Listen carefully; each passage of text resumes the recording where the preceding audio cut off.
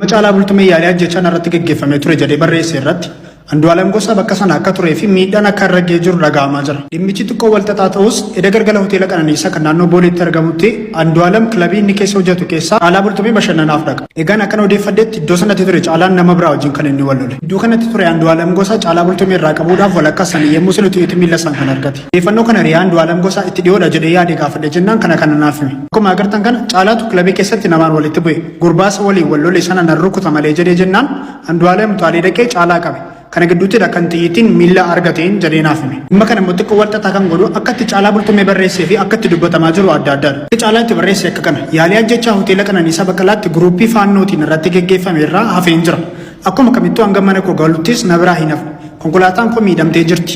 Ani garuu lubbuun hafeen jiraa jedhe. Waan inni kun dhuguma dhimma dhuunfaa ta'uu danda'a. Anis viidiyoo kana hojjechaa jiruuf gatii dhimma inni barreesse gatiin amanee isinitti himeef. Garuu akkuma agartan caalaa bultumee poostii isaa keessatti dhimma Andu'aalem Gosaa akka dingataas rukutamuusaas yoo ta'e achi turuu waa tokko waan ifa godheen qabu. Dhimmi konkolaataan caccabuunis ta'e wanti biraan erga achiitii bahamee booddee ta'uu danda'a. Waanuma fedheef baga namni tokko waa tokko yoo ta'in baga lubbuun nama tokko hin miidhamin. Dhimmoota uumamanii fi wantoota ta'an irratti immoo ibsa bal'aa akka isaan nuu kennan abdii guutuu qabna. Egaan akkuma beekamu oduu addaa tokko qabna. Artist Caalaa Bultumee gareen faannoo jedhamu jechuudha ajjeesuudhaaf karaa irratti qabanii jechuudha konkolaataa fi wanta inni Afrikaa qabu guutuutti caccabsanii akkuma suuraa irratti argitan kana caccabsanii jechuudha.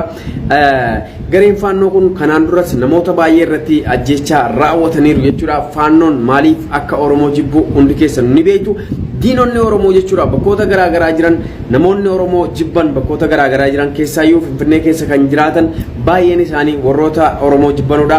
Akkasumas immoo artistoota Oromoo jechuudha baay'ee jibbuudhaan beekamu. Kanaaf artist Caalaa Bultumee jechuun immoo yeroo master plaanii sana jechuudha namoonni Caalaa Bultumee hin yaadanne Caalaa Bultumee waan fedhe yoo hojjete jechuudha namoonni sirba Caalaa Bultumee hin dhaggeeffanne jiran jedhee hin yaaduudhaan Oromoo ta'a jechuudha. Kanaaf namoota abbaa fedhan ta'an waan fedhan hadeeggaran namoota diinota Oromoo irratti duulu nuti immoo deebisnee diina isaan irratti duula malee wal irratti duuluun hin ta'u. Artist Caalaa Bultumee jabaadhu siin jenna.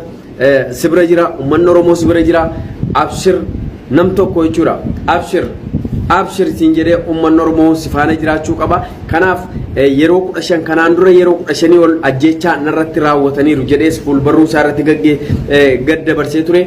Anis immoo wantan osoon har'a nama ajjeesin galeef jedhe wantan har'a osoon nama ajjeesin galeef abbaan koo nama ajjeesee achumaan wareegame jedhe. Sinigale nuti rakkoo keessatti guddanne rakkina keessatti guddanne jedhe ilmaan koo rakkina keessatti akka isaan guddatan hin barbaadu. Kanaafaniin mataa gari qabadhee galee kanaafaniin har'a nama irratti dhukaasuu dhiise jechuudhaan fuulbarruu isaa irratti barreessee ture. Kanaaf akkuma argaa jirtan kana jechuudha makiinaa konkolaataan isaa akkanatti caccabdee jirti jechuudha artist Caalaa Bultumee. Kanaaf uummanni Oromoo bakkoota garaagaraa jirtan akka of eegdan akka wal eegdan isiniin jenna akka wal bira jiraattan akka wal qaqqabdan akka wal dhaggeeffattan isiniin jenna.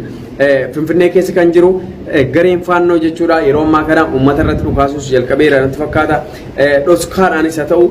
Dhoskaanis haa ta'u dhukaasa lafa jalaa jechuudha dhukaasaaru jechuudha. Kanaaf isinis akka dandeessan akka beektan dhukaasaa galatoomaa ulfaadhaa.